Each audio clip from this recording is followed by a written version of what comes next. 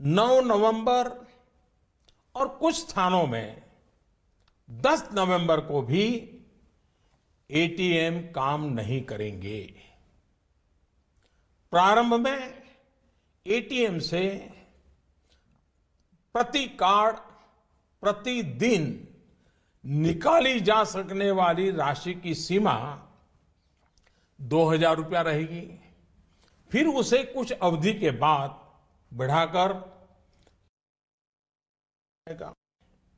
वैसे तो 500 और 1,000 रुपए के पुराने नोट आज रात्रि 12 बजे से कानूनी तौर पर खत्म हो जाएंगे, परंतु सामान्य जनजीवन की जरूरतों को ध्यान में रखते हुए मानवीय दृष्टिकोण से हमने इस प्रक्रिया में शुरू के 72 घंटों में यानी कि 72 आवर्स मतलब कि 11 नवंबर की रात्रि 12 बजे तक नागरिकों के लिए कुछ विशेष व्यवस्था की है।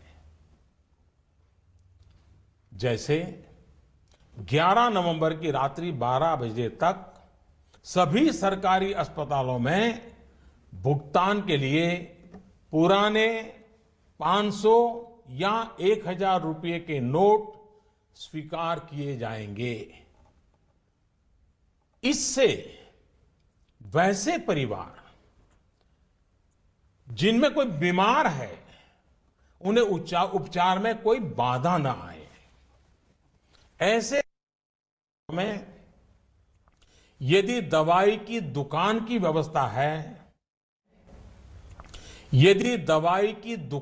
व्यवस्था है, तो डॉक्टर के दिए गए पर्चे पर 500 और 1,000 के पुराने नोटों से दवा खरीदने की सुविधा भी 72 घंटे तक उपलब्ध रहेगी।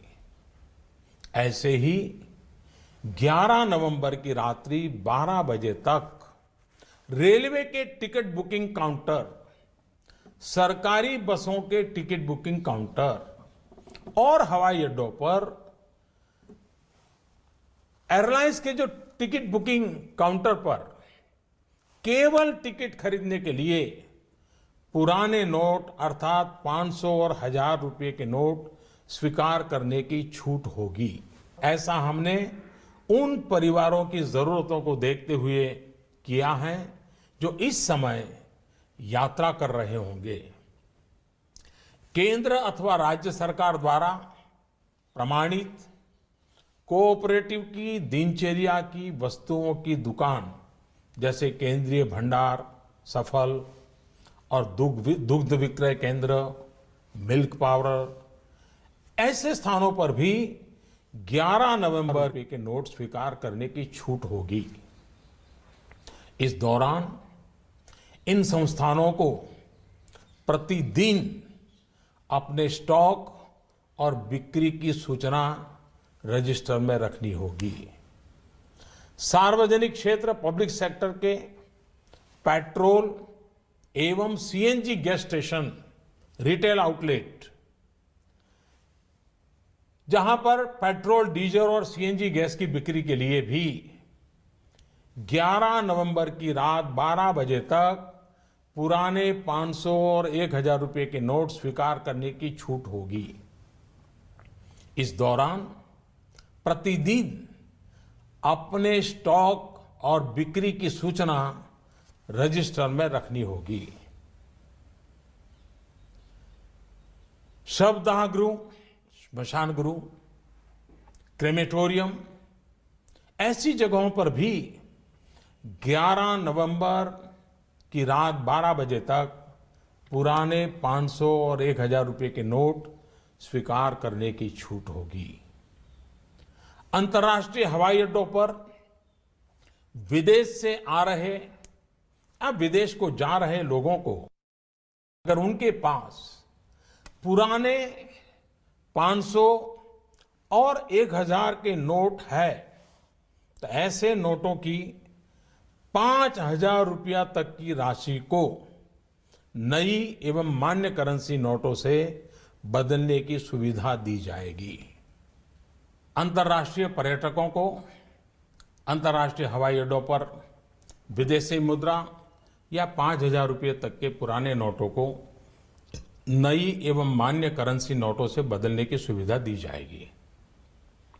इन सारी सुविधाओं के अलावा मैं यह स्पष्ट करना चाहूंगा कि इस पूरी प्रक्रिया में नॉन कैश लेन देन में, यानी चेक से पेमेंट हो, डिमांड ड्राफ्ट से पेमेंट हो, डेबिट या क्रेडिट कार्ड से पेमेंट हो अथवा इलेक्ट्रॉनिक फंड ट्रांसफर में कोई रुकावट नहीं आएगी। ये कारोबार पहले चलता था वैसा ही चालू रहेगा। इन सारे इंतजाम के बावजूद हमारे ईमानदार देशवासियों को अगर तकलीफ का सामना करना पड़ा तो अनुभव यह बताता है कि इस देश का सामान्य नागरिक देश की भलाई के लिए त्याग करने और कठिनाई सहने के लिए कभी भी पीछे नहीं रहता है। जब मैं सुनता हूं कि कोई गरीब विधवा एलपीजी सब्सिडी छोड़ने में आगे आती है,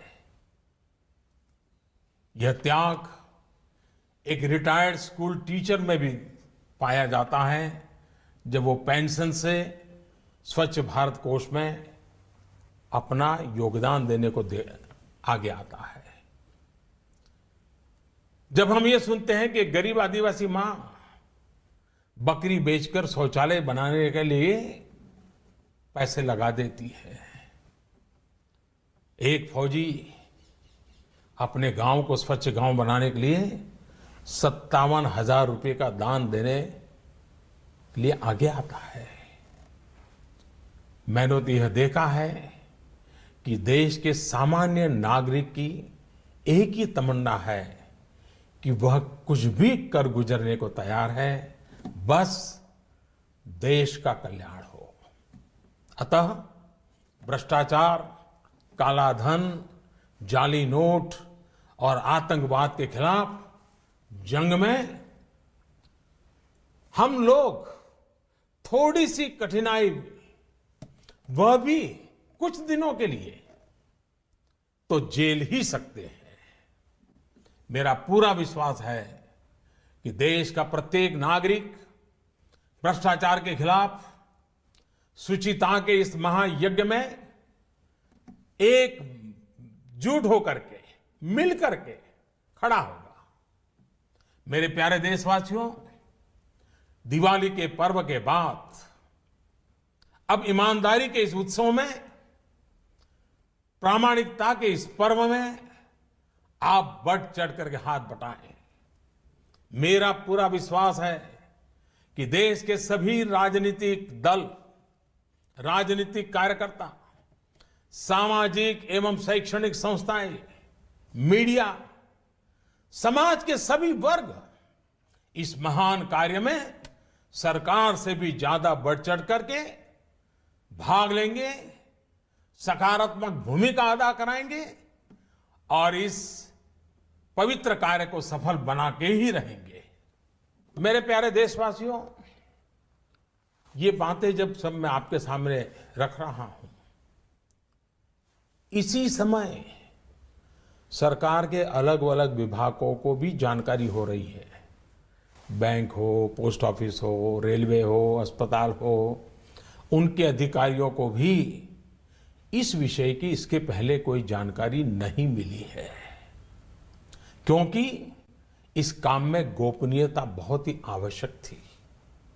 ऐसी स्थिति में रिजर्व बैंक सभी बैंक्स और पोस्ट ऑफिस को कम समय में बहुत सारी व्यवस्था करनी उनके सामने है, बड़ा है। इस व्यवस्था में कुछ समय तो जाएगा, इसलिए रिजर्व बैंक ने यह फैसला लिया है कि 9 नवंबर को सभी बैंक पब्लिक कार्य के लिए बंद रहेंगे। नागरिकों को असुविधा होगी,